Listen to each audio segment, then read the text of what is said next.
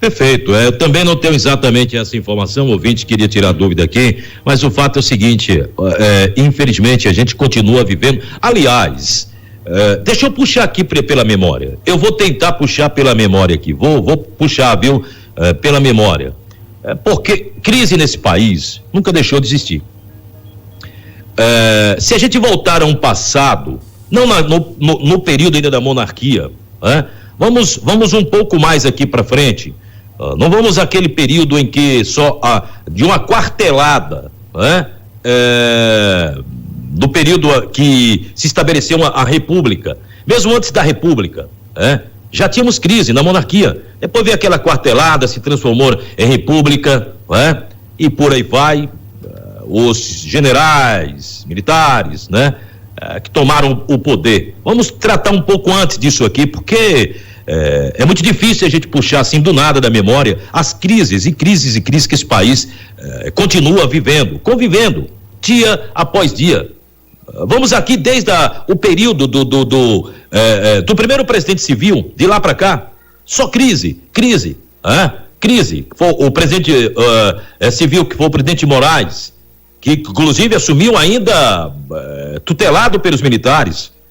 A história nos diz isso. O golpe de 1930, a chamada Revolução de 30, que foi a Revolução Getulista, que naquele período teve o apoio de parte de tenentes militares.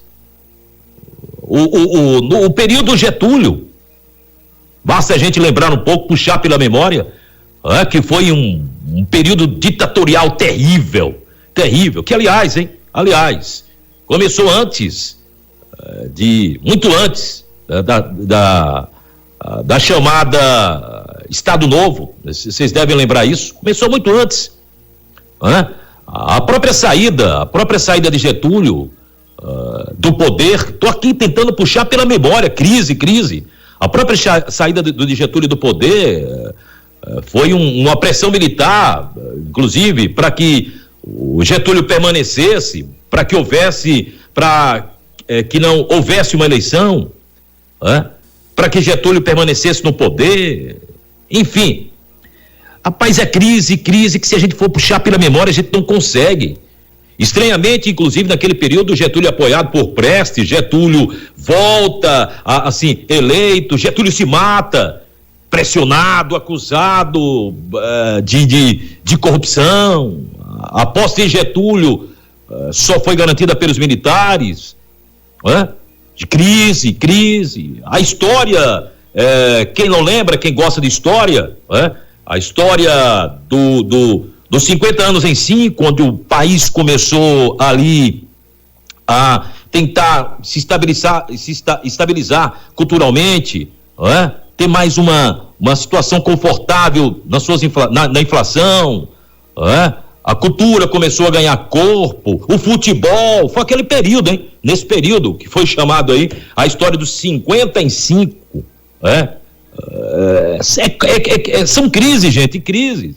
Jânio Quadros, vou lembrar aqui agora, estou puxando aqui pela minha memória, que renuncia, mesmo com a votação daquele período avassaladora, renuncia para voltar ao poder, mas não volta, mesmo com apoio, assim que ele tinha popular, a crise para que o Jango assuma, o parlamentarismo de ocasião, vocês lembram disso? Vocês devem lembrar, né?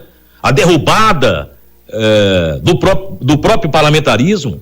O povo nas ruas, olha a crise, o povo nas ruas pedindo presidencialismo, crise, tome-lhe crise.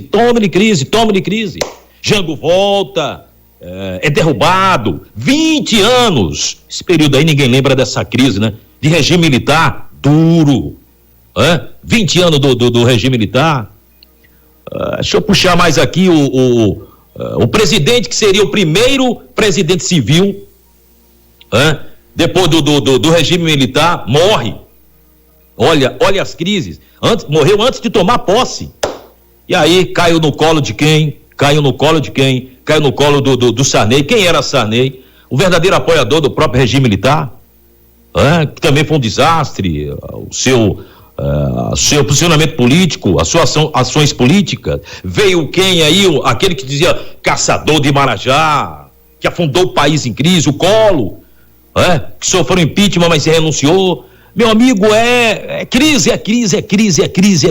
Eu estou aqui tentando puxar pela memória algumas coisas que ficam assim na nossa mente, gravada. O país vive intensamente em crise política, institucional.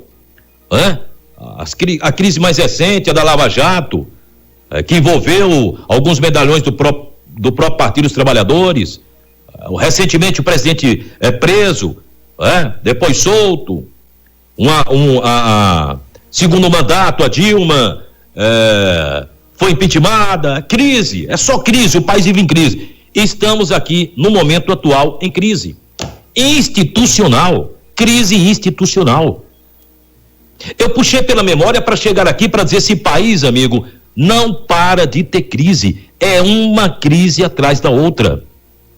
E isso nunca fez bem para a sociedade brasileira.